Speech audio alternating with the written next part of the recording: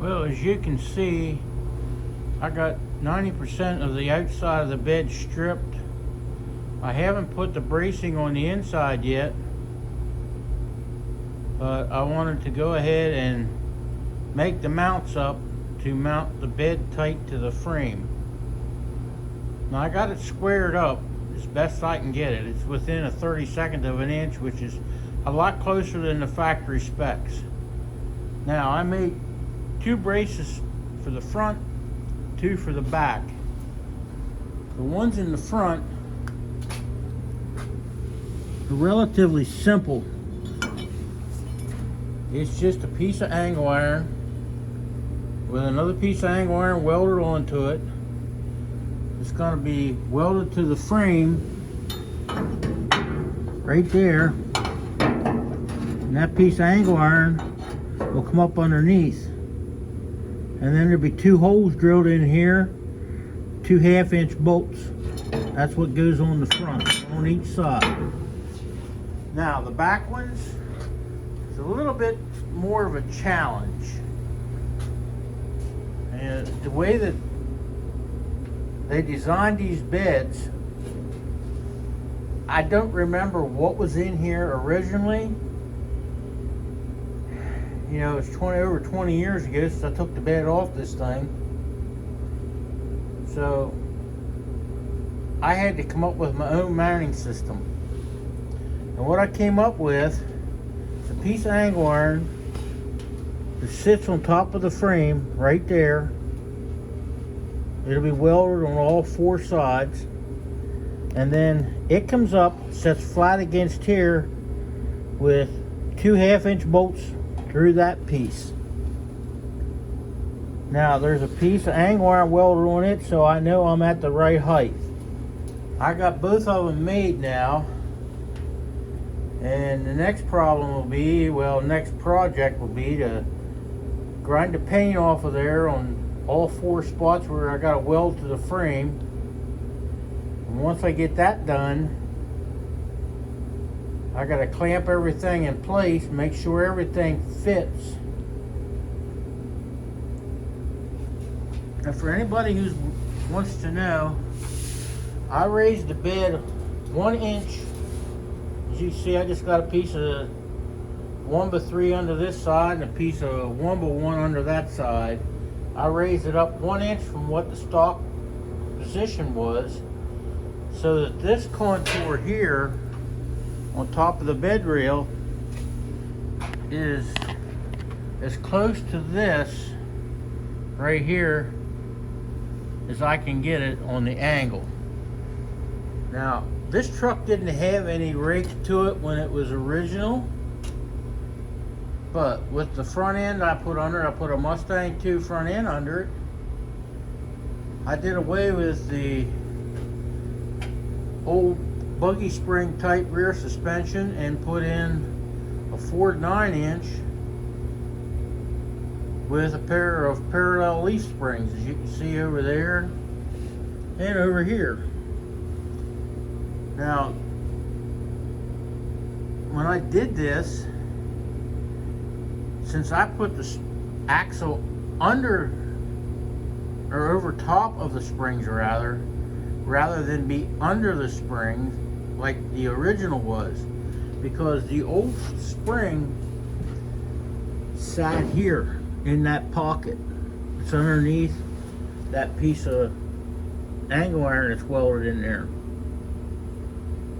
The angle iron is not to give that strength, but to hold where the compartment for the fuel cell to sit in. Now I got real lucky when I put the fuel cell thing in there, because I didn't know, never gave it a good thought as to how high to make it or as to where it would fit. I just knew the old factory tank sat in there and bolted to the frame through these holes right here. You could put a factory tank back in it if you wanted to, but I got a nice fuel cell sitting there It holds, I'd say, probably between 20 and 25 gallon. So that ought to be more than enough for little 302 I got. And once I get everything ground up and get all this brackets clamped in place, I'll bring you back and show you what it looks like. I don't know if I'll get them all welded in today or not, but there's always tomorrow. That's the way I look at it. The worst part about this is getting in there to do it. I don't know if I'm going to have to jack the whole thing up in the air so I can get under there. The back won't be any problem, because I can come in from here on this side, and I can come in from there and across the back. As you can see, I got more than enough room to get in there. And like I said, I raised the front end 1 inch, and that makes everything fit a lot better. Now, when I cut this bed, I took exactly off of it what I put into here, exactly 7 inches.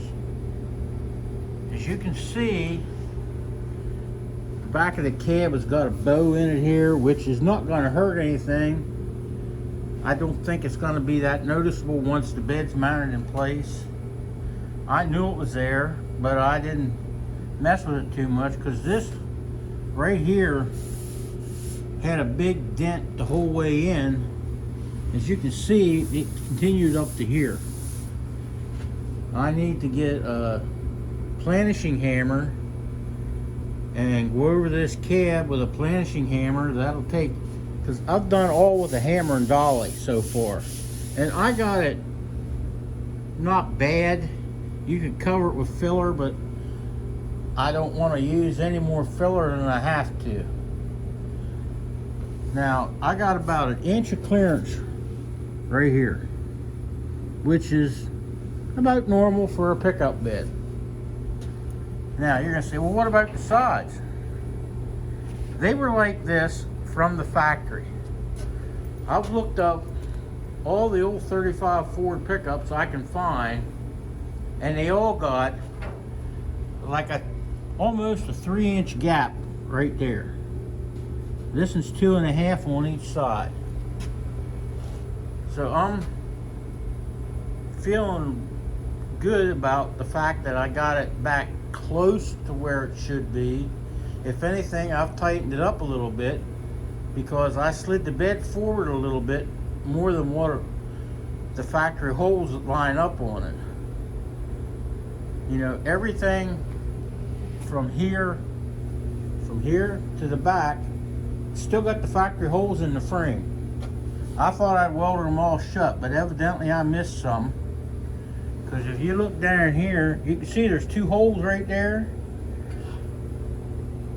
Those holes were probably where the original shocks mounted on it.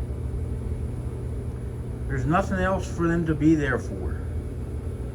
I thought that this indentation right here might have been where the cap shocks were, but if I remember right, they were mounted on the top of the frame and had a lever that came back, and there was a pitman arm on the side of the frame right here for the old mechanical shocks that were on it originally. Now, I've gotten rid of all that stuff by now, but if I had any of it, I'd show you what it looks like. So I'm gonna go ahead and try to get some of this paint ground off. When I painted the frame, I never thought I'd have to grind it off, but you can't weld through this stuff. This is that Eastwood rust encapsulator, and you can't even strike an arc through it. I tried it just to see what it would do, and you got to grind the paint back down to bare metal, or it just ain't gonna strike an arc, and it ain't gonna weld. All right, talk to you in a little bit.